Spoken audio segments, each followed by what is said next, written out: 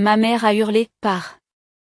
Alors que je payais 10 400 € au mois pour eux, les logeant gratuitement depuis 11 mois. J'ai cuisiné, nettoyé, abandonné mon bureau. En demandant un peu d'espace, elle m'a rétorqué « Nous sommes ta famille ». Après une nuit en voiture, un unique virement à l'aube a fait pâlir leur visage. Je m'appelle Sarah. Et d'où que vous regardiez ceci, restez avec moi. Avez-vous déjà été utilisé si discrètement, si poliment, qu'au moment où vous l'avez remarqué, il était trop tard pour crier? Parce que c'est exactement ce qui m'est arrivé. Et la façon dont ça s'est terminé, disons simplement que les serrures n'ont pas changé, mais les noms sur l'acte de propriété, oui. Laissez-moi vous brosser le tableau. C'était un jeudi. Je venais de finir une journée de travail de 10 heures. Ma voiture manquait d'essence. Mes pieds étaient couverts d'ampoules à force de rester debout, et tout ce que je voulais, c'était m'asseoir dans mon bureau, celui que j'avais conçu, avec le bureau en verre et les étagères flottantes. Mais je ne pouvais pas, car cette pièce appartenait maintenant à mon frère et à ses 2 jeunes enfants. Les murs étaient couverts de crayons de couleur. Le tapis était imprégné de jus de pomme. Et la voix de ma mère m'a accueilli avant même que je puisse poser mes clés. « Te voilà » a-t-elle dit, comme si mon absence lui avait pesé. « Le dîner n'est pas prêt. »« Qu'est-ce que tu as fait toute la journée ?» Ce que je faisais ? J'avais payé les 2200 € de l'hypothèque ce matin-là. J'avais envoyé les factures d'électricité, de gaz et d'eau. J'avais même transféré 80 € à mon frère via une application de paiement pour ses courses d'urgence, et elle avait le culot de me demander ce que je faisais. Pourtant, j'ai ravalé ma colère. J'ai souri. J'ai sorti les restes et je les ai réchauffés pour tout le monde. Même après qu'ils se soient plaints du goût, j'ai souri. Même après qu'ils aient laissé la vaisselle dans l'évier, je l'ai lavée. Et quand j'ai osé, je veux dire, vraiment osé demander si je pouvais déplacer mon bureau dans le couloir juste pour avoir à nouveau un endroit où travailler, la réponse de ma mère n'a pas été de la confusion. Ce n'était pas des excuses. C'était la guerre. Si tu n'aimes pas vivre en famille, a-t-elle aboyé, se tenant au-dessus de moi, alors pars. Personne dans la pièce n'a dit un mot. Mon frère a haussé les épaules. Sa femme a évité mon regard. Mon père a augmenté le volume de la télévision, alors j'ai hoché la tête. Et cette nuit-là, j'ai emballé un oreiller, une couverture et mon ordinateur portable, et j'ai dormi dans la voiture. Je gelais à 4 heures du matin, mais je n'ai pas pleuré. J'ai juste fixé mon plafond. Enfin, le plafond de la voiture pour laquelle je faisais encore des paiements et j'ai murmuré, d'accord, parce que je n'étais plus triste. J'en avais assez. Assez de donner, assez de supplier, assez d'être la colonne vertébrale silencieuse d'une maison qui crachait sur mon dos. À 5h17 du matin, j'ai déverrouillé mon téléphone, ouvert mon application bancaire, fait défiler jusqu'à l'onglet de virement et cliqué sur un bouton. Je n'ai pas eu besoin de dire un mot. Je n'ai pas crié ni claqué la porte. Mais ce seul virement a tout changé. Et ma mère, celle qui pensait que son nom signifiait encore le pouvoir dans cette maison, venait de signer involontairement son départ. On ne réalise pas à quel point la trahison est profonde avant de commencer à compter. 11 mois. C'est le temps qu'ils ont vécu sous mon toit. Sans loyer, sans facture, sans conséquences. Et pendant tout ce temps, personne n'a jamais dit merci. Pas une seule fois ma mère n'a demandé si j'allais bien en faisant des heures supplémentaires juste pour payer les lumières. Pas une seule fois mon frère n'a hésité avant de jeter un autre colis Amazon sur le porche comme s'il l'avait payé lui-même. Pas une seule fois quelqu'un n'a même regardé autour de lui et réalisé que la seule raison pour laquelle cette maison continuait de respirer, c'était moi. Et le plus dégoûtant, c'est que je les ai laissés faire. Je leur ai tendu le masque à oxygène pendant que j'étouffais dans les fumées. Quand ils ont emménagé, c'était censé être temporaire. Maman avait vendu son appartement. Mon frère et sa femme avaient été expulsés. J'ai pensé, d'accord, nous sommes une famille. Soutenons-nous les uns les autres. Mais les soutenir s'est transformé en tout soutenir. J'ai payé les 2200 € d'hypothèque, 300 € de facture de gaz, 190 € d'internet, 1000 € de courses et 400 € supplémentaires pour des besoins urgents divers, gâteau d'anniversaire, lait infantile, courses en VTC, ticket modérateur chez le médecin. Et chaque mois, comme une horloge, ma mère me regardait par-dessus la table de la cuisine et disait « C'est ce que font les familles ». Mais ce qu'elle voulait vraiment dire, c'était « C'est ce que tu fais ». Et la maison que j'ai mis 10 ans à acheter était devenue une mangeoire, et moi, j'étais la vache. J'ai manqué des réunions parce que les enfants criaient en arrière-plan. J'ai cédé ma propre chambre 2 fois lorsque des proches venaient de l'extérieur de la ville et quand j'ai eu la grippe l'hiver dernier.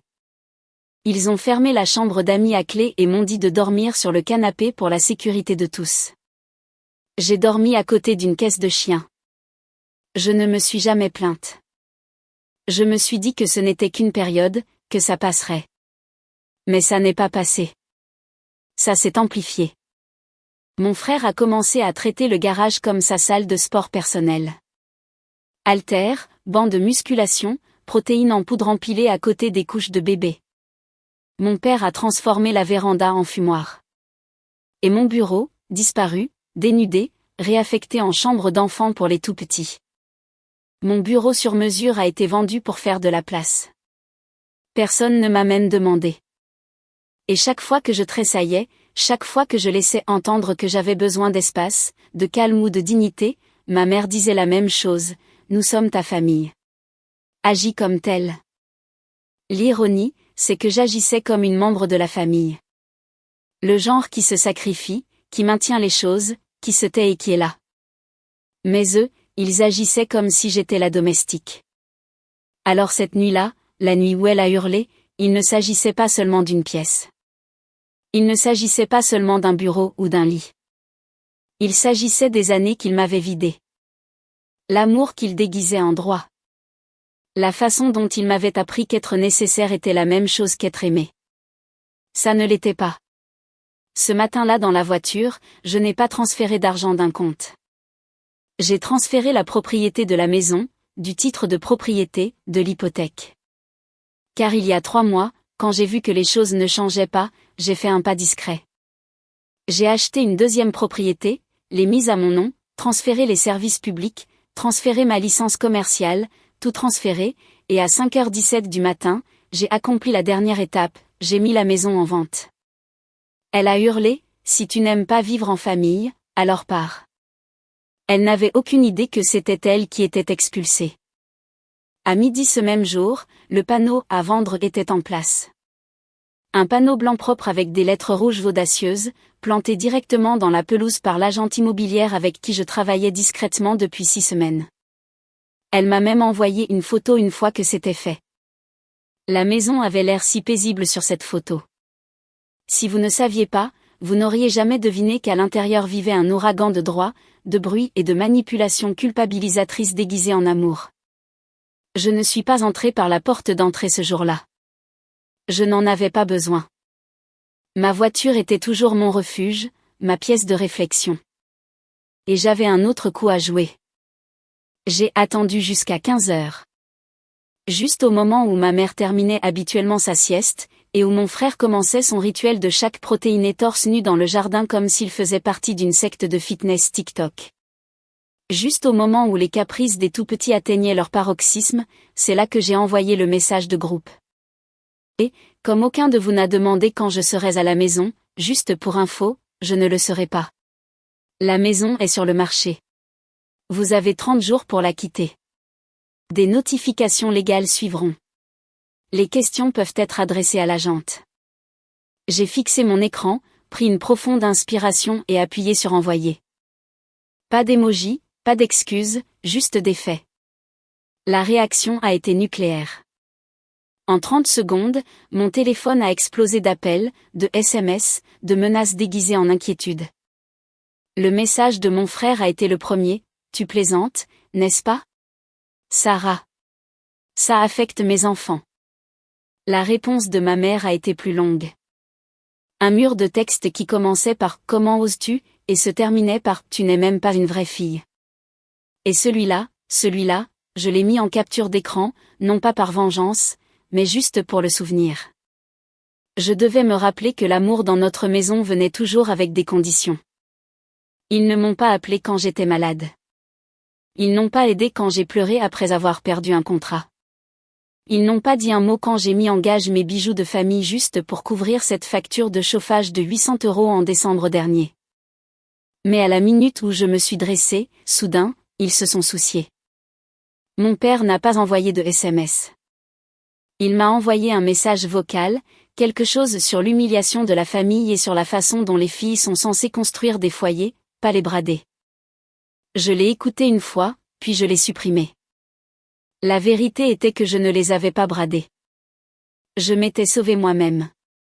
Cette nuit-là, j'ai dormi dans la chambre d'amis d'une amie. Elle me demandait depuis des mois pourquoi j'avais l'air si fatiguée, pourquoi je tressaillais aux appels téléphoniques. Je ne lui avais jamais raconté toute l'histoire, mais quand je me suis présentée à sa porte et que j'ai demandé « Tu as de la place pour une personne de plus ce soir ?» Elle a ouvert la porte sans poser une seule question. Parfois, des étrangers vous traitent mieux que votre propre sang. Pendant ce temps, la conversation de groupe familial s'est transformée en zone de guerre. Ils ont supplié, puis menacé, puis ont tenté la culpabilisation. Mon frère a demandé si je pouvais leur accorder juste un mois de plus. Ma mère a dit qu'elle ne me pardonnerait jamais. Mon père a dit, « Tu penses être au-dessus de nous ? Tu penses que cette maison te rend meilleure ? » Non, je ne pensais pas que la maison me rendait meilleure, mais je pensais que les gens qui y vivaient auraient au moins dû respecter celle qui la payait. Alors, je n'ai pas répondu. J'ai transféré le message à mon agente immobilière et les laissé gérer la tempête, car pendant qu'ils étaient occupés à crier dans une maison qui ne leur appartenait plus, je déverrouillais déjà la porte de ma nouvelle demeure avec un acte de propriété à mon nom. La paix dans mes poumons et pas un seul matelas au sol. Ils pensaient que j'étais impulsive, que j'avais simplement craqué du jour au lendemain, mais ce n'était pas le cas. Ce qu'ils n'ont jamais réalisé, ce qu'ils n'ont même jamais pris la peine de demander, c'était depuis combien de temps je planifiais ma sortie. Cela a commencé par de petits gestes. J'ai arrêté de laisser le courrier sur la table du couloir. J'ai ouvert une boîte postale privée pour mes documents professionnels personnels. J'ai déménagé ma société de l'adresse partagée à une adresse virtuelle en centre-ville. Et puis un jour, en allant chercher mon linge au pressing, j'ai vu un prospectus collé à la vitrine d'une agence immobilière. Vous vous sentez sous-estimé chez vous, lisait-il. J'ai figé, parce que oui, je l'étais. Ce prospectus est resté plié dans mon sac à main pendant 2 semaines. Mais quand la femme de mon frère a accidentellement utilisé ma carte de crédit pour commander un mixeur à 300 €, du genre avec Bluetooth et pré-réglage, j'ai appelé cette agente immobilière. Elle s'appelait Delphine. Et Delphine n'a pas scié quand j'ai dit « Je veux une porte de sortie, mais je ne peux pas laisser ma famille le savoir. » Pas encore. Elle s'est penchée, a souri et a répondu « Alors construisons d'abord la sortie, discrètement. » Et c'est ce que nous avons fait. Nous avons trouvé un loft de 2 chambres près de la rivière. Au plafond, soleil le matin, un petit balcon, pas de tout petit qui crie, pas de fumée de cigarette, personne ne demandant juste un petit coup de main pour le loyer ce mois-ci, juste moi et le silence. Pendant qu'ils se disputaient pour les courses, je signais une 2e hypothèque avec mon chèque de bonus. Pendant qu'ils transformaient mon bureau en chambre de bébé, j'en aménageais un nouveau avec de vrais parquets et une vue. Ils pensaient que j'étais toujours sortie avec des amis, mais j'étais au grand magasin de bricolage. Ils pensaient que j'étais distante, mais je construisais mon propre sanctuaire. Et j'ai gardé les preuves, toutes. Chaque virement que j'ai fait de mon compte professionnel pour couvrir les urgences familiales. Chaque facture qui était censée être partagée mais qui s'est retrouvée à mon seul nom. Chaque email de ma mère disant des choses comme « Tu es la personne stable. Tu peux en gérer plus. » Je les avais organisés dans des dossiers avec des dates et des preuves, car je savais qu'à terme, ils essaieraient de déformer la vérité. Ils le faisaient toujours. Alors, je suis venue préparer. Quand mon frère a envoyé un SMS à Delphine en disant « Ce n'est pas légal. Nous vivons ici », elle lui a transféré le contrat de location vierge. Pas de signature, pas de bail, juste une famille profitant de la bonne foi. Quand ma mère a essayé d'appeler la banque et de geler la vente, ils lui ont dit Madame, votre nom n'est pas sur le titre de propriété. Elle ne savait même pas que j'avais refinancé il y a 6 mois, à mon seul nom. Elle pensait que la famille signifiait le pouvoir. Elle n'a jamais imaginé que je briserais les chaînes en silence. La nuit où l'avis officiel a été signifié, elle m'a appelé. Elle n'a pas crié cette fois. Elle a chuchoté, « Tu jettes ton propre sang, Sarah. » J'ai pris une longue inspiration, suis sortie sur mon balcon et j'ai dit, « Non, je jette une maison pleine d'utilisateurs qui ne m'ont jamais vu comme autre chose qu'un portefeuille. » Elle est restée silencieuse. Puis elle a raccroché. Je suis restée dans le noir un moment après cela. Pas de musique, juste le bruit lointain des lumières de la ville. Ma boîte de réception a affiché un email de Delphine. Une offre était arrivée au-dessus du prix demandé. Acheteur au comptant. J'ai souri parce que pendant qu'il criait à la trahison, je goûtais enfin à la liberté. Et le meilleur, c'est qu'il pensait toujours avoir 30 jours. Mais ce qu'il ne savait pas, c'est que l'acheteur voulait la maison vacante en 7 jours. C'est tout ce qu'il leur restait dans la maison qu'ils pensaient être la leur pour toujours. Et l'horloge tournait déjà. Je ne les ai pas prévenus. Je ne suis pas entrée avec un discours ou une valise pleine d'ultimatums. Non, j'ai laissé le silence agir, car le silence, quand on a été ignoré trop longtemps, devient le langage le plus fort. Le premier jour, mon frère m'a appelé 17 fois. Au 6e appel, il a arrêté de faire semblant d'être calme. Ce n'est pas juste. Tu ne peux pas nous jeter à la rue. Il avait oublié que je ne jetais personne. Je les portais depuis presque 1 an. Ma mère a ensuite envoyé un SMS avec une photo des enfants de mon frère assis dans l'escalier, serrant un ours en peluche. La légende, c'est ça que tu voulais, qu'il souffre? Cette partie m'a piqué, non pas parce que c'était vrai, mais parce qu'elle utilisait des visages innocents pour protéger des coupables. Je n'ai pas répondu. Au lieu de cela, j'ai donné le feu vert à Delphine pour procéder à l'inspection par l'acheteur. Le lendemain, 2 agents et l'acheteur se sont présentés pour visiter la maison. Ma famille a semblé confuse, puis indignée, puis outragée. « Pourquoi ces gens sont-ils ici ?» a demandé mon père. Delphine. Elle a souri calmement. C'est une visite programmée. C'est dans l'accord. Ma mère avait l'air d'avoir avalé du vinaigre. Quel accord? Delphine a simplement remis une copie des documents de transfert, légalement déposés, signés et estampillés. J'ai tout regardé d'en face, garé dans ma voiture, sirotant un café. Une petite pièce de théâtre, un siège au premier rang pour leur effondrement. L'acheteur est sorti en souriant. Il a serré la main de Delphine et a dit, « 7 jours. » Comme nous en avions discuté cette nuit-là, j'ai reçu un autre appel. Cette fois, c'était la femme de mon frère. Sa voix tremblait. « Sarah, s'il te plaît. Les enfants, ils ne comprennent pas ce qui se passe. » J'entendais un bébé pleurer en arrière-plan. « Donne-nous juste 2 semaines de plus. C'est tout ce que je demande. » J'ai presque cédé, mais ensuite je me suis souvenu du mixeur, celui qu'elle avait commandé avec ma carte et dont elle avait ri en disant, « On fera semblant que c'était un cadeau de pendaison de crémaillère. » Ce n'était pas de la survie. C'était un sentiment de droit. Alors, j'ai dit, « Je suis désolée. Je le suis vraiment, mais cette maison n'est plus votre foyer, et je ne suis pas votre filet de sécurité. » Elle a raccroché sans un mot. Le 4e jour, l'emballage a commencé, sans conviction, avec colère. Ils pensaient que je changerais d'avis. Ils pensaient que la culpabilité les sauverait.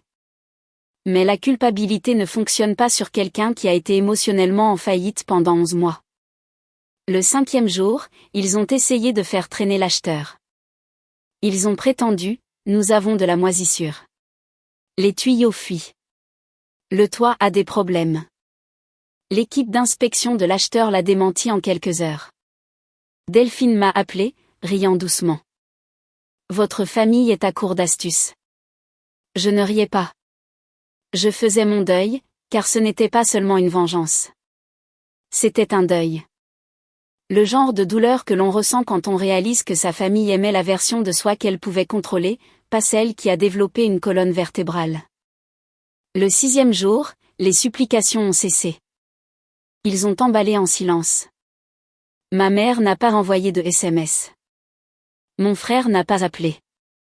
Mon père a finalement éteint la télévision.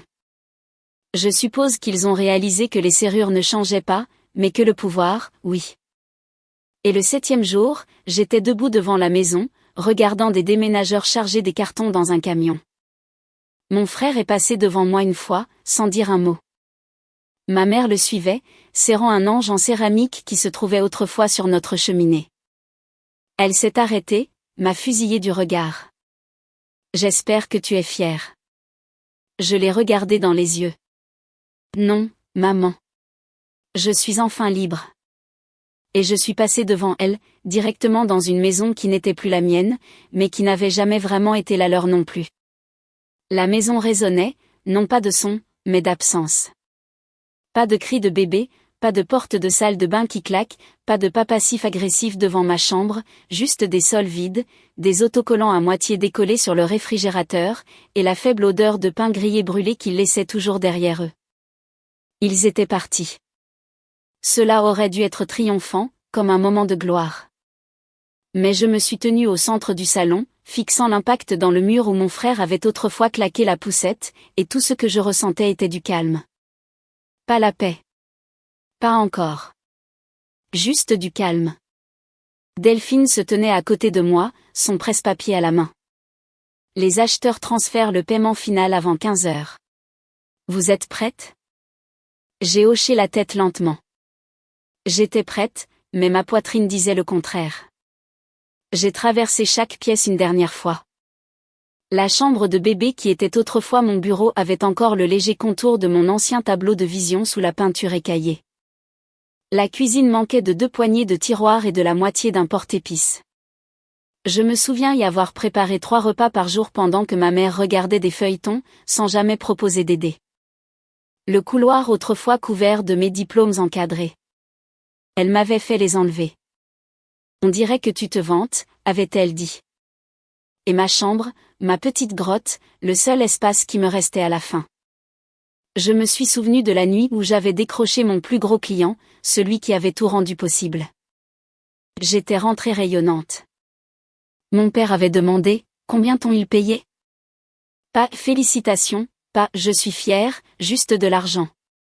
C'est tout ce que j'avais toujours été pour eux. Un portefeuille avec des sentiments. Et quand le portefeuille a cessé de fonctionner, ils ont craqué. En bas, Delphine fermait à clé. Elle m'a jeté un coup d'œil et a dit doucement, ils ont signé la vérification de déménagement, aucun dommage réclamé, aucune poursuite en cours. C'est fait, Sarah. J'ai pris une dernière inspiration, alors moi aussi. Nous avons remis les clés à l'acheteur à 16h15. Il a souri, m'a remercié et a dit, cette maison a de bonnes fondations. J'ai failli rire. Elle a de bonnes fondations parce que c'est moi qui l'ai maintenue debout. Je suis partie sans me retourner. Je suis montée dans ma voiture, j'ai entré ma nouvelle adresse et j'ai roulé. Mon nouveau loft sentait la lavande et la peinture fraîche. Les fenêtres donnaient sur une rivière. Mon bureau, celui qu'ils avaient vendu sans demander, avait été remplacé. Non pas par le même, mais par un meilleur. Un que j'avais construit moi-même. Et je me suis assise sur cette chaise, le cuir souple s'ajustant encore à mon corps, et j'ai enfin pleuré. Non pas parce qu'il me manquait, car j'avais déjà fait leur deuil bien avant qu'ils ne partent. J'ai pleuré parce que j'avais enfin de l'espace pour ressentir. Et le silence. Cette fois, il ne semblait pas vide. Il semblait être la liberté. Cette nuit-là, j'ai rallumé mon téléphone. Appel manqué, SMS, messages vocaux. Un de ma mère, si tu as fini ta crise de colère, nous sommes prêts à parler. Tu nous as embarrassés, mais nous sommes une famille. Nous pouvons arranger les choses. J'ai tout écouté. Je ne l'ai pas supprimé. Je l'ai juste enregistré dans un dossier intitulé « Plus jamais », parce que ce qu'ils appellent l'amour ne l'est pas. Le véritable amour n'utilise pas le silence comme une arme.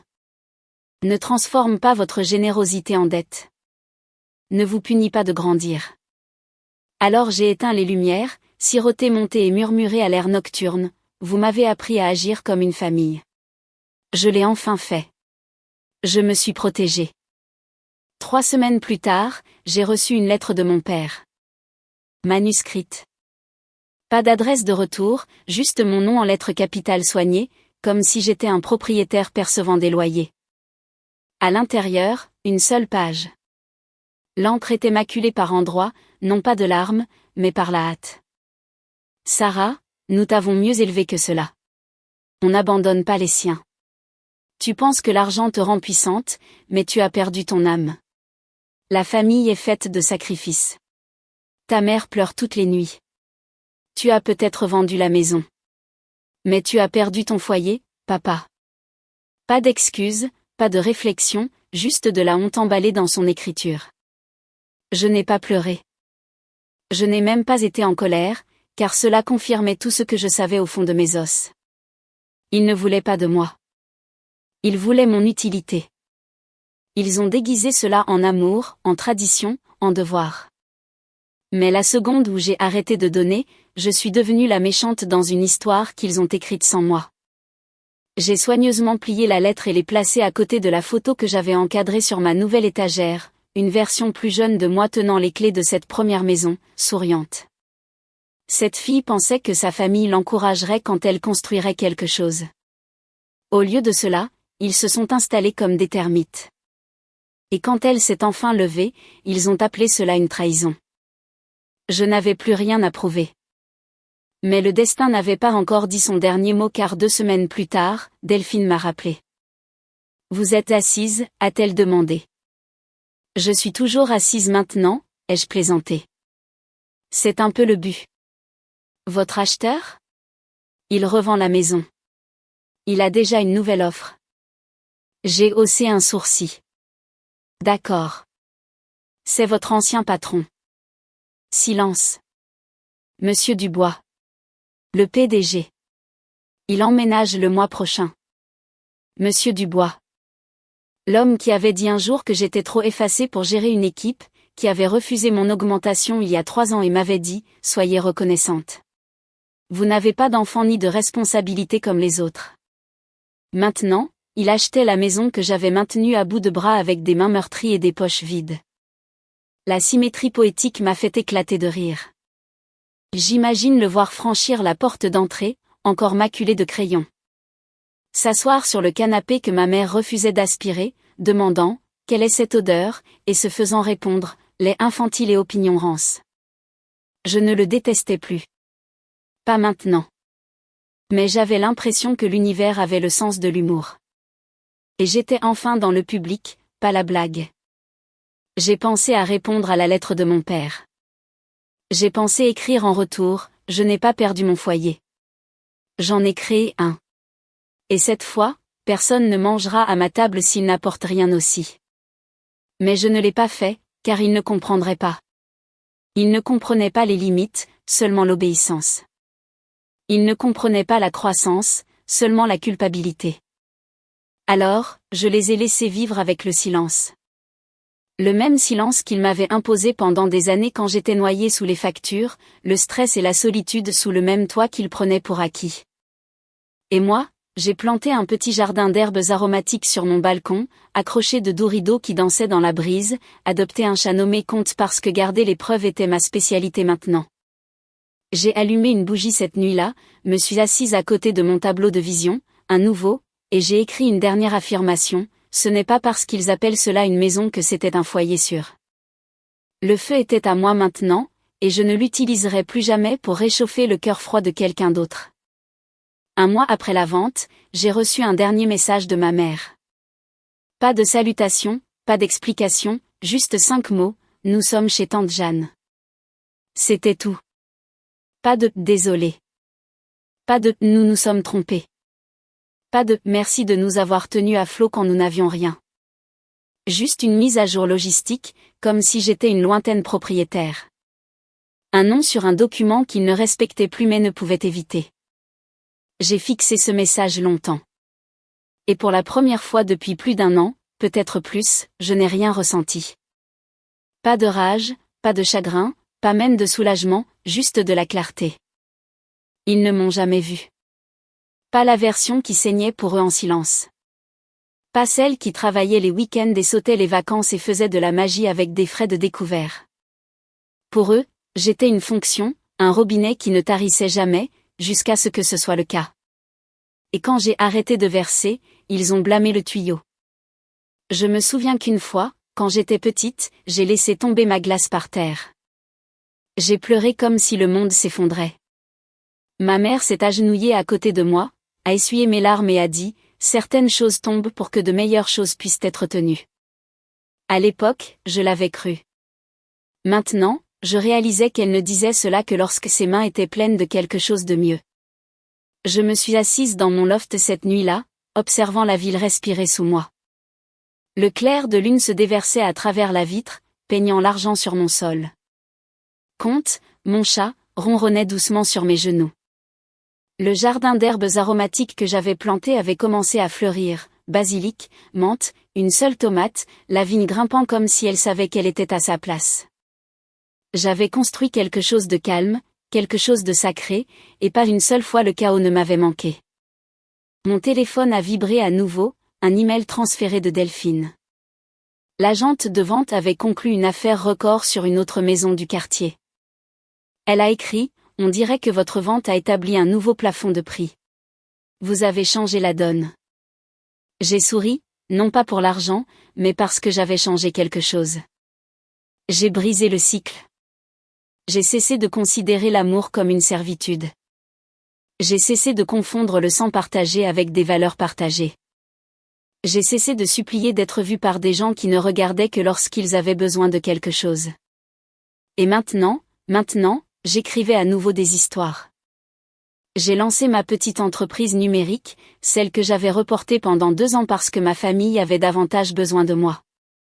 J'ai choisi les meubles lentement, non pas en fonction des soldes, mais de ce qui me ressemblait. J'ai invité 2 amis à dîner. Nous avons mangé par terre, riant jusqu'à minuit, buvant du vin bon marché dans des tasses. C'était le meilleur repas que j'avais eu depuis des années, car personne ne m'avait demandé de nettoyer seul. Personne n'était parti tôt sans dire merci. Personne ne m'avait culpabilisé de trop sourire. Alors que je faisais la vaisselle cette nuit-là, j'ai murmuré au silence, « Tu n'es plus vide. » Parce que cette fois, le calme n'était pas le son de la suppression. C'était le son des limites qui respiraient, de la dignité qui rentrait chez elle. D'une femme qui avait autrefois donné son âme à une maison qui prenait, et qui maintenant ne donnait que ce qu'elle choisissait. Et dans ce silence, j'ai entendu la vérité. Je n'ai pas perdu ma famille. Ils m'ont perdu. Et moi, j'ai gagné.